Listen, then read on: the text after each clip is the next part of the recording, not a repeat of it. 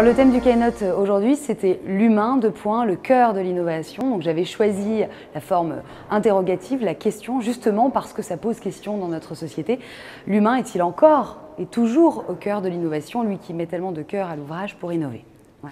La problématique qui me tenait à cœur aujourd'hui, c'est de savoir si dans un monde où tout bouge, où on célèbre plutôt la célérité, eh bien l'homme pouvait encore prendre le temps de rechercher, lui qui est porté plutôt par l'idée de trouver que d'entreprendre, de chercher, et donc vraiment d'être dans la réflexion, de se poser.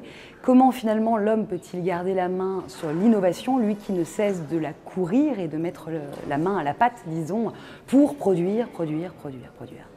Du coup, j'ai choisi d'adopter une posture plutôt entre guillemets innovante, à savoir celle que j'aime appeler du poisson volant, puisque je fais de la philosophie, c'est-à-dire prendre le temps de marquer un temps de pause, on va prendre du recul, pause P-O-S-E, on va se poser sur la problématique et interroger l'innovation, savoir ce qu'elle dit du monde dans lequel on est et comment elle se définit à l'intérieur de ce bocal-là.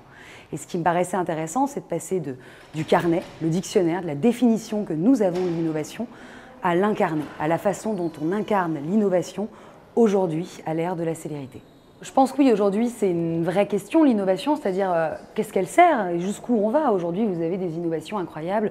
Je voyais la monde Taiker qui a un projet, alors c'est juste un projet pour le moment, mais qui cherche quand même à lever des fonds. C'est une montre qui calculerait ou qui serait capable de prédire le jour et l'heure de votre mort par rapport à la vie que vous menez. Bref, des innovations comme ça, il y en a plein. Des innovations sur portable où il suffit de passer votre main devant pour l'allumer.